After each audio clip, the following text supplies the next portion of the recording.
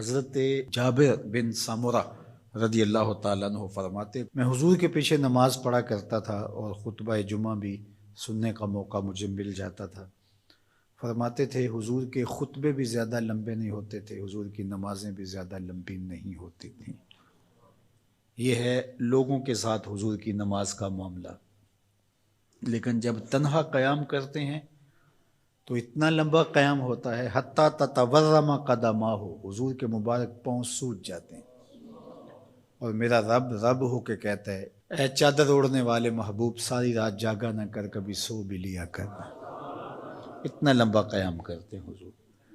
تو آپ کا انفرادی عمل آپ کی طاقت کے مطابق ہوگا، لیکن جب آپ لوگوں کو ساتھ لے کے چل رہے ہوں گے تو آپ پھر اس حساب سے چلیں گے، تو اس وقت آپ اپنی رفتار، اپنی طاقت نہیں دیکھیں گے۔ مشکل نہ کھڑی کی جائے، میں چل سکتا ہوں، 1 گھنٹے کا قیام کر سکتا ہوں، تو میں اپنے حساب سے سوچوں اور جو میرے پیچھے کھڑے ہیں ان کا نہ سوچوں، تو میں اس اہل نہیں ہوں کہ میں امامت کے مصلی پہ کھڑا ہو جاؤں، اس لیے کہ مجھے اپنے ساتھ کھڑے ہونے والوں کا خیال اور لحاظ نہیں۔ ہمارے دین نے ہمیں آسانیاں دی ہیں۔ بیمار پر جمعہ فرض نہیں کیا گیا، بیمار جماعت میں نہیں آ سکتا تو گھر پڑھ سکتا ہے، مسافر پہ جمعہ فرض نہیں کیا گیا، ظہر پڑھ لے گا، پڑھنا چاہے تو اچھی بات ہے۔ مسافر پر نماز عادی کر دی گئی ہے، نماز قصر ہے اس کے لیے، روزے میں اسے چھوٹ دے دی گئی ہے کہ وہ روزہ ترک کرنا چاہے تو کر سکتا ہے، رکھنا چاہے تو رکھ سکتا ہے، وہ اپنے سفر کا حساب لگا لے، اس کی صعوبت کتنی ہے۔ اسی طرح اور بہت ساری چیزیں ہیں شریعت اسلامیہ میں جس پر ہمیں چھوٹ دی گئی ہے، ہمیں سہولت دی گئی ہے۔ ہماری وہ چیزیں جو ہمارے اختیار میں نہیں ہوتی، ہمیں ان پہ پکڑ نہیں کی گئی۔ ان اللہ تجاوز عن امتی الخطا والنسیان وما استکرہوا، اللہ نے اس امت پر 3 چیزیں معاف کر دیں، غلطی لگ جائے،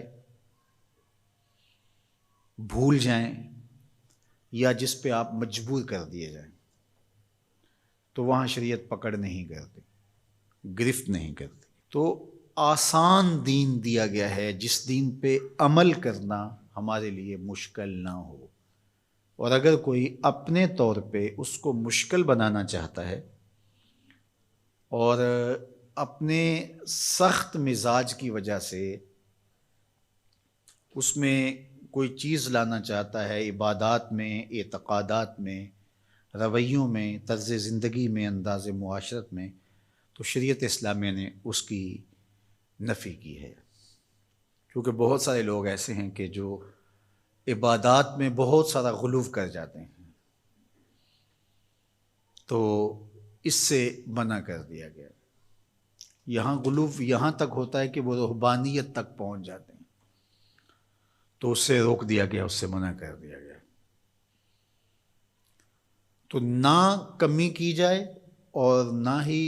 زیادتی کی جائے، تفریط سے بھی روکا گیا ہے اور غلو سے بھی منع کیا گیا ہے۔